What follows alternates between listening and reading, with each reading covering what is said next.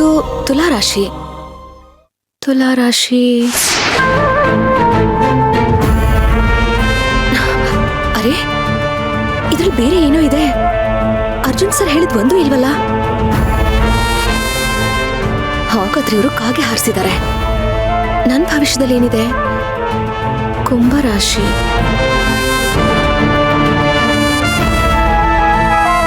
ಸುಳ್ಳು. ಅರ್ಜುನ್ ಸರ್ ಹೇಳಿದ್ದೆಲ್ಲ ಬರೀ ಸುಳ್ಳು.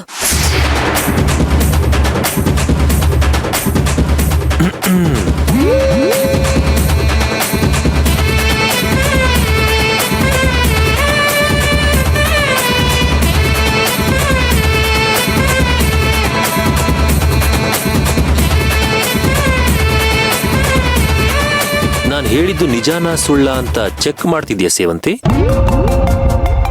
ಹೌದು, ನಿಜ ತಾನೆ? ರಾಯರ್ ಬಾಯಲ್ಲಿ ನಿಜ ಬಂದ್ರು ಲಾಯರ್ ಬಾಯಲ್ಲಿ ನಿಜ ಬರೋದಿಲ್ವಂತೆ. ಹೌದಾ? ಹಾಗಾದ್ರೆ ನಿಜ ಏನು? ನಿಮ್ಗೆ ನನ್ ಭವಿಷ್ಯ ಬೇಕು ಅಥವಾ ನಿಮ್ ಭವಿಷ್ಯ ಬೇಕು? ನಂದೇ ಶುರು ಮಾಡು.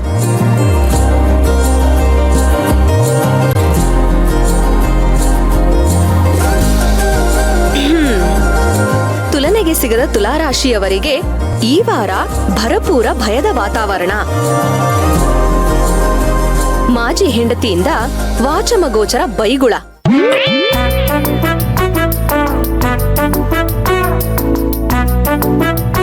ಮಾಜಿ ತಂಟೆಗೆ ಹೋಗದೆ ಅಂಜಿ ಮನೆಯಲ್ಲಿ ತೆಪ್ಪಗೆ ಬಿದ್ದಿದ್ದರೆ ಕ್ಷೇಮ. ಇಲ್ಲದಿದ್ದರೆ ಕೂತಲ್ಲಿಯೇ ಮಲಗಿದಲ್ಲಿಯೇ ಮಾಜಿಯಿಂದ ಹಿತವಾದ ಚಾಮರ ಸೇವೆಯ ಜೊತೆಗೆ ಉಚಿತವಾಗಿ ಉಳಿದ ಸೇವೆಗಳು ಸಿಗಲಿದೆ. ಅನುಭವಿಸಿ, ಆನಂದಿಸಿ.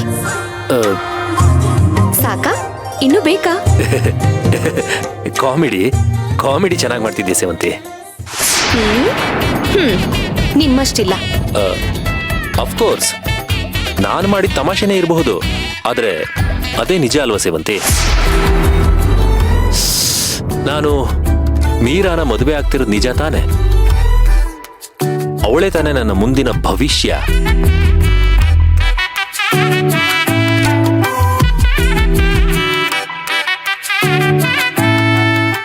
ಬ್ಲೆಸ್ಸಿಂಗ್ ಇನ್ ಡಿಸ್ಗೈಸ್ ಅನ್ನೋ ಹಾಗೆ ನನಗೆ ಆಕ್ಸಿಡೆಂಟ್ ಆಗಿ ಮನೇಲೆ ಕುತ್ಕೊಳ್ಳೋ ಹಾಗಾಗಿದ್ದು ಒಂಥರ ಒಳ್ಳೇದೇ ಆಯ್ತು. ತಲೆಗೆ ಪೆಟ್ಟಾಗಿದ್ರು ತಲೆಗೆ ಸ್ವಲ್ಪ ಕೆಲಸ ಕೊಡೋ ಹಾಗಾಯ್ತು. ಮುಖ್ಯವಾಗಿ ಮೀರಾ ಜೊತೆ ನನ್ನ ಮುಂದಿನ ಜೀವನ ಹೇಗಿರಬಹುದು, ಹೇಗಿರ್ಬೇಕು, ಹೇಗಿರಬಾರ್ದು ಅಂತ ಪ್ಲಾನ್ ಮಾಡ್ಕೊಳ್ಳೋದಕ್ಕೆ ನನಗೆ ಟೈಮ್ ಸಿಕ್ತು.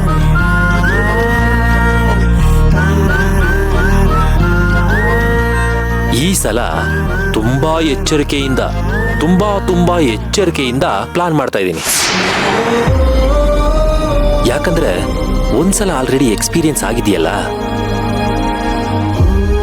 ಅದೇನೋ ಹೇಳ್ತಾರಲ್ಲ, ಎಡಗಿದ ಕಾಲನೇ ಮತ್ತೆ ಮತ್ತೆ ಎಡುವುದು, ಗಾಯದ ಮೇಲೇನೆ ಮತ್ತೆ ಬರೆ ಬೀಳೋದು ಅಂತ.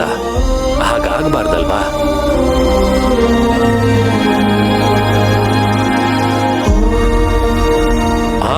ಸೇವಂತಿ, ಈ ಸಲ ನಿನಗೂ ಒಂದು ಚಾನ್ಸ್ ಇದೆ.